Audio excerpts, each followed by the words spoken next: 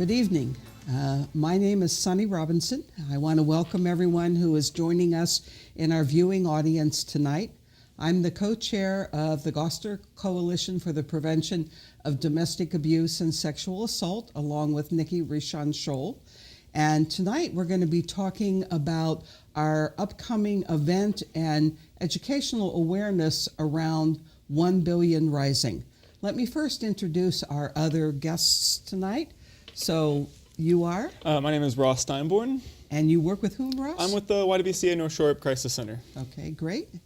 I'm Sarah Treaster, and I'm also with the YWCA North Shore Rape Crisis Center. Good. Thank you for joining us in the television program. You're certainly very much a part of our area coalition and all the domestic violence and sexual assault educational work we've been doing all of these years.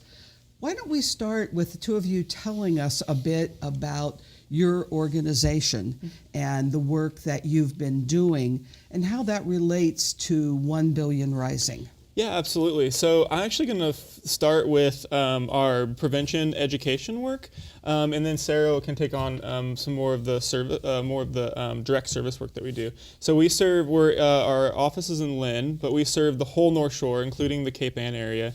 And we do consent education and healthy relationship presentations with many of the high schools and some colleges in the North Shore, as well as a lot of these community outreach events like 1 Billion Rising. Okay. We provide services to survivors of sexual assault. So we have short-term individual counseling, which is free and confidential. We offer medical and legal advocacy, so accompanying someone to the hospital if they want an evidence collection kit done, or accompanying them to their court cases, or to police stations if they want to report a case.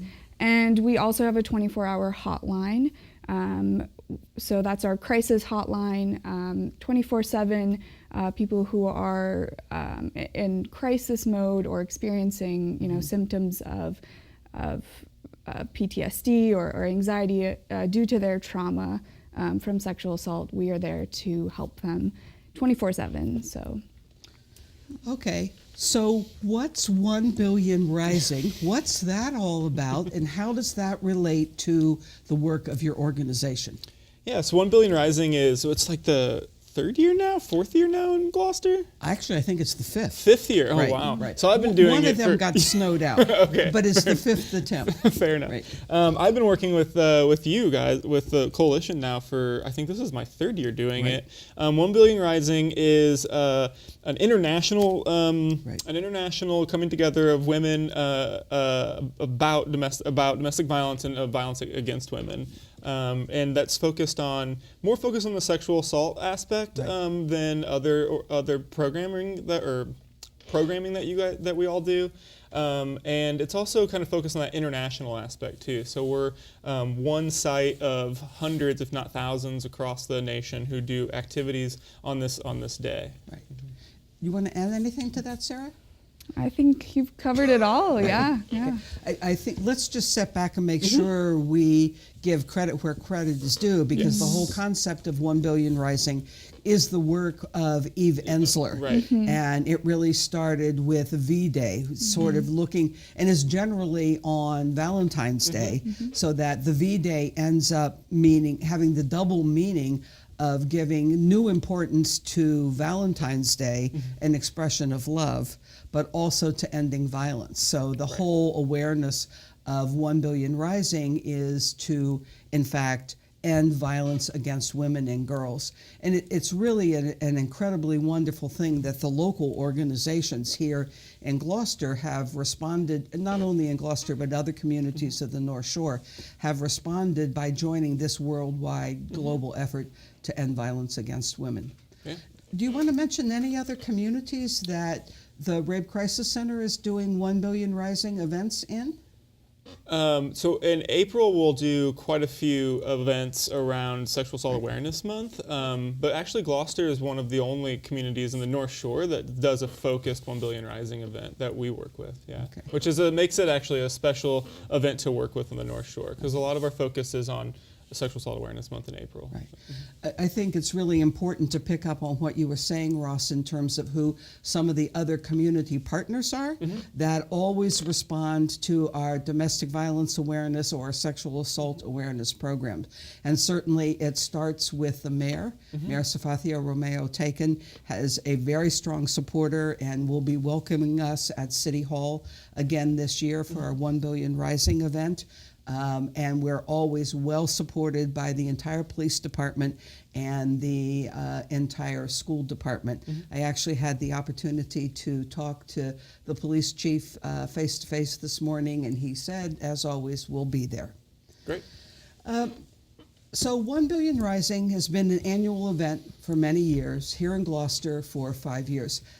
How is it different this year? There's been such widespread awareness and discussion about sexual harassment and sexual assault this year. Is it different for you all in any way this year? Yeah, I think the city and especially our organization and the city and the coalition is responding to that Me Too movement. So the hashtag Me Too movement, which is, again, as you mentioned, started with sexual harassment in the workplace. I believe the city is looking at its own sexual harassment policies and is looking to strengthen those and refine those. So there should be some news about that at the event. Right. And then there's also a focus on consent and what does it mean to give consent for a sexual activity to happen, which I think is something that we're starting to talk about. There's a nuanced conversation coming around that I think is more interesting, and is new for this year. Yeah, I think it's absolutely exemplary of what's happening in the country with so many women and girls coming forward to acknowledge the problems they've had around whether it's sexual harassment in the workplace or sexual assault within a dating or partying kind of context. When we were doing the planning and started thinking about having a way within the program for people to identify hashtag Me Too if they wanted to, it was not surprising that so many of the women of the coalition have their own story to acknowledge and are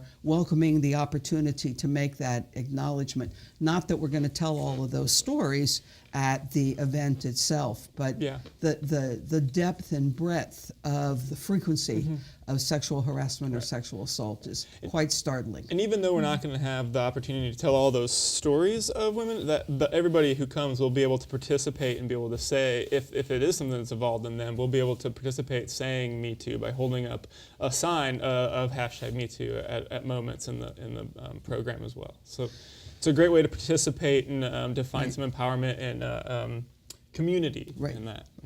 Well, I think we'll come back to talking about the event itself in a little bit, but why don't you two talk a bit about the prevention work and the educational work, including the issues around consent that I know your organization is doing so much work on.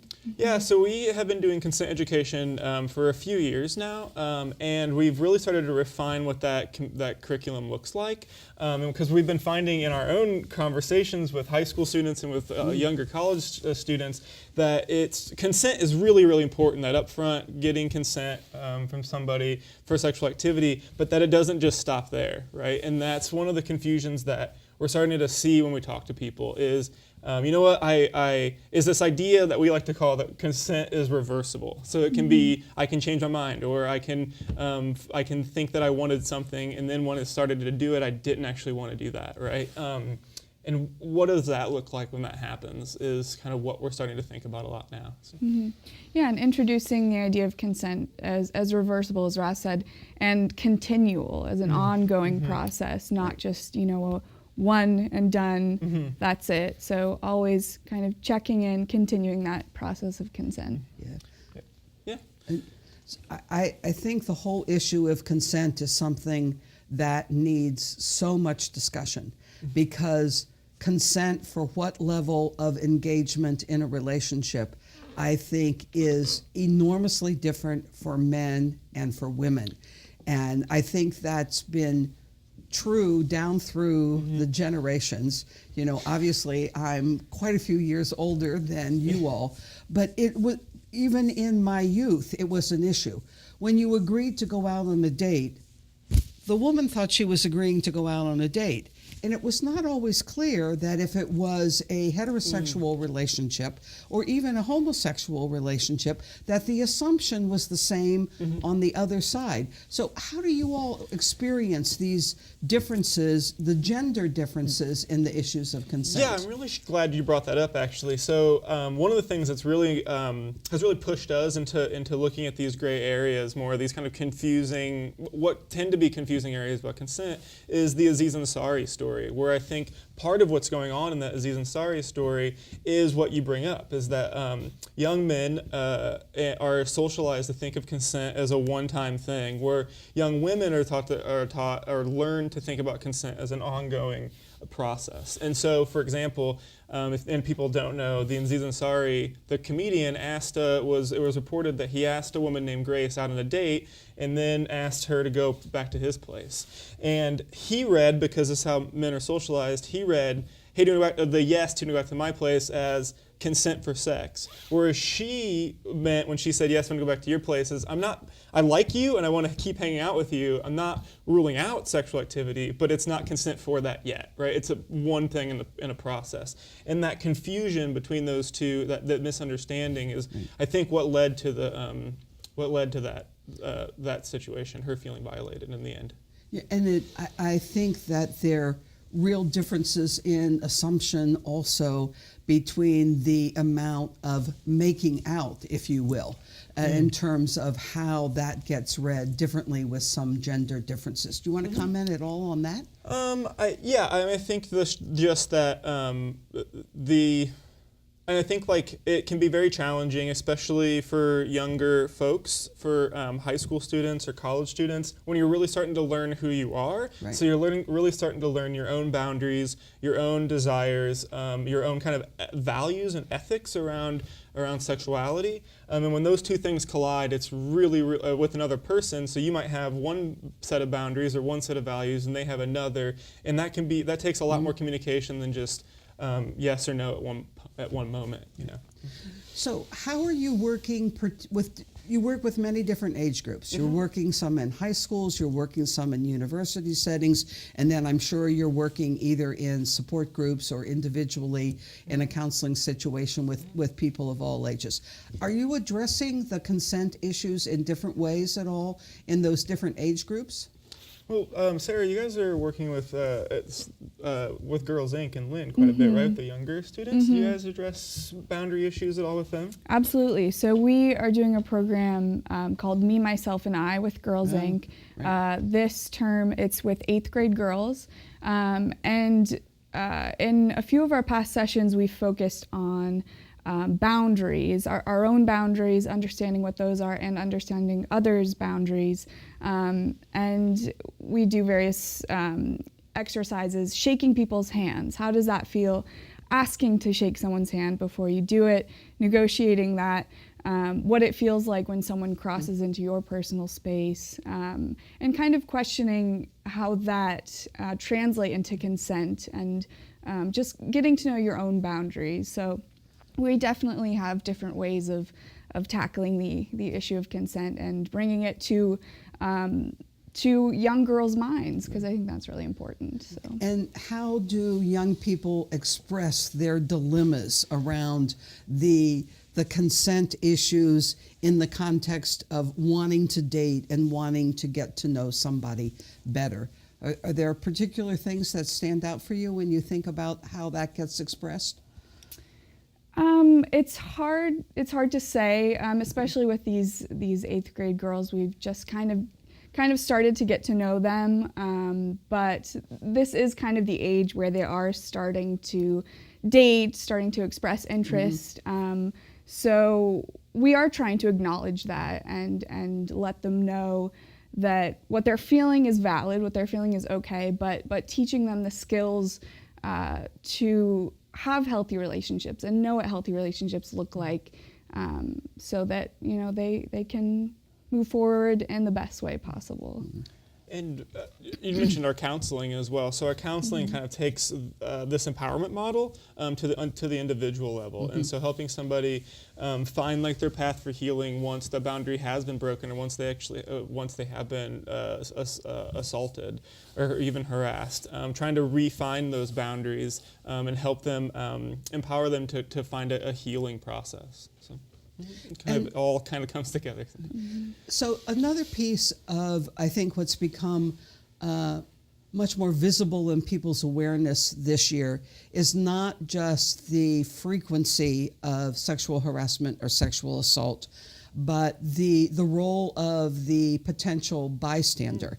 And I know that that's something that you all have been thinking and working on, certainly within the coalition and within Hawk's own work. Hawk not having been able to join us for this conversation today.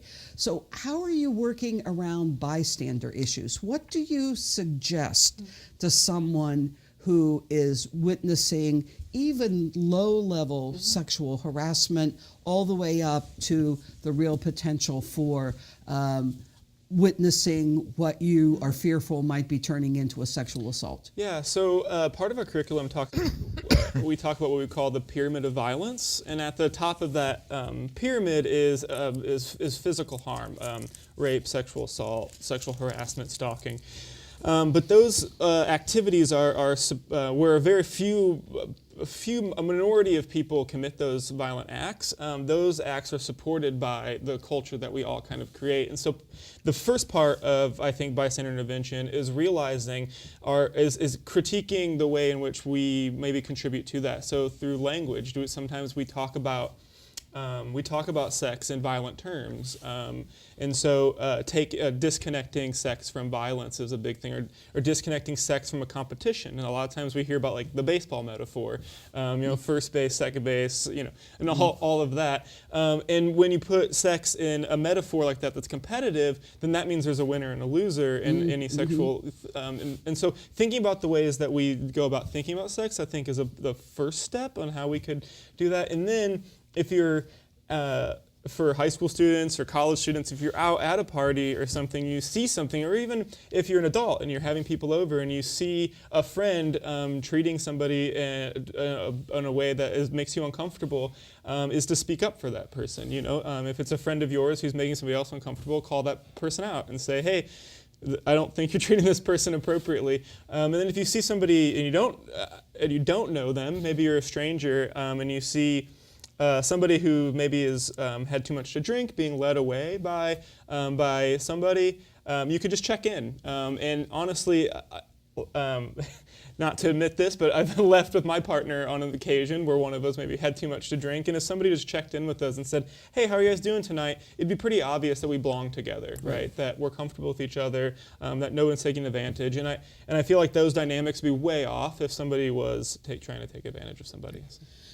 So you really recommend that people find some way of intervening and pointing out that something is off base when they're witnessing it, not doing what most of us have been trained to do, which is to say it's not my problem and walk away in embarrassment because we don't know what to do. Yeah, and that takes time, and I'm not saying that everyone's going to be in that place right away, but I think building up to that and trying to think of ways that you can do that in a safe manner of approaching somebody. And it's a very simple thing of asking, like, how are they doing tonight? Is your night going well? Those are a very simple thing, but you're right. Like, we have this stereotype that when it's another couple, that's none of our business. That's that couple's business. And so, so kind of changing that mindset, changing that sense of responsibility.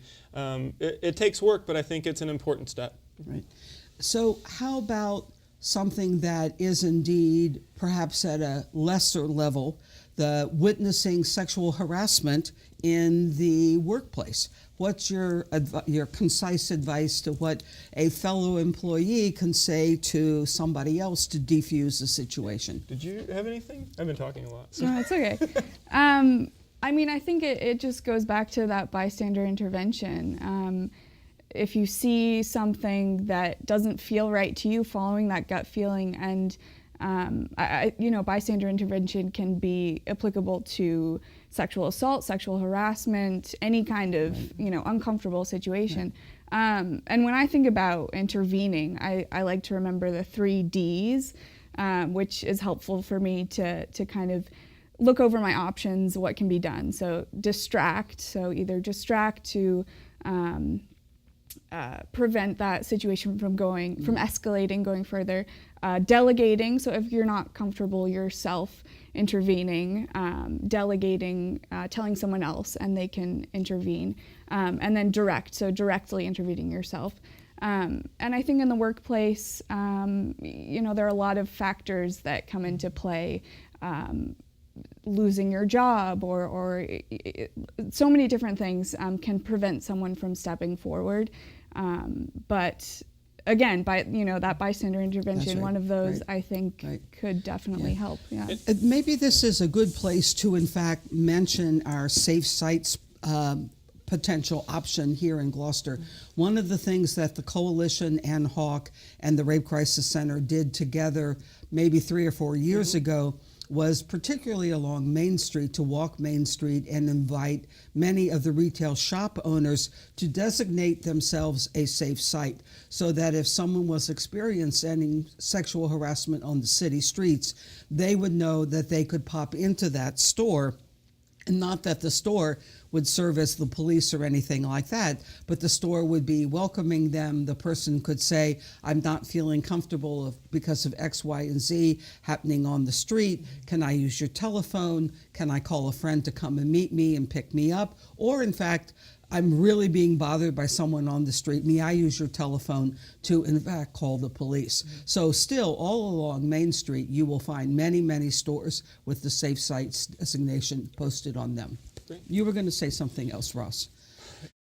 But I remember actually. So I was going to say in the terms of sexual harassment, this can bring us back maybe to the event as well. Is the city? I think that the city is doing a good job at looking at its sexual assault policy and sexual harassment policy, and looking at how it can kind of beef that up a little bit for city employees. And I hope that other cities and other businesses take that as an example, start doing that on their own, so that it isn't that hard. And it isn't maybe that scary to go to HR or to approach somebody who's being who's sexually harassing somebody else as well.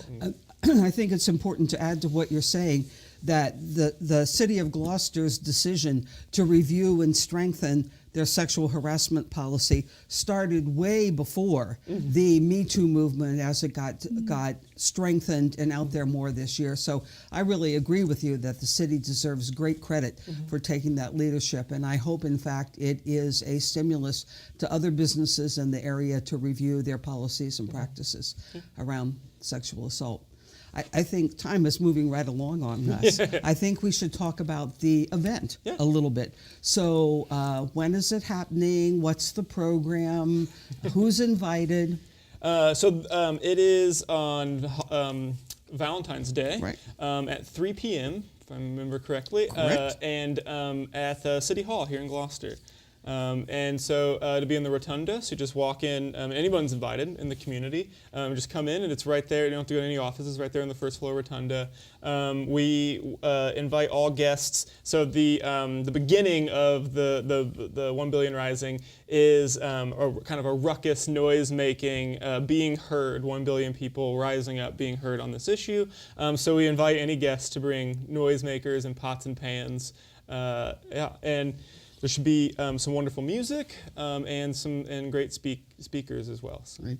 So I think many people are in the city are used to the October recommitment and awareness ceremony, which we have at City Hall, which tends to be kind of solemn. So you're saying this is really a much more rousing, get the energy up to do the resistance and work to end violence against women. Absolutely, right? Yeah.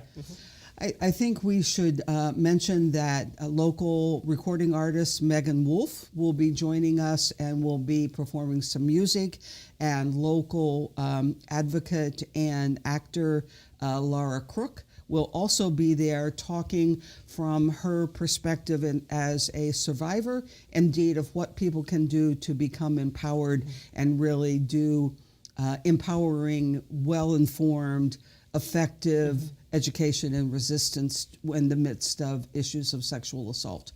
So she's one of many all across the country, I think, raising up the models for how, in fact, we bring things out in the light of day and bring an end to it.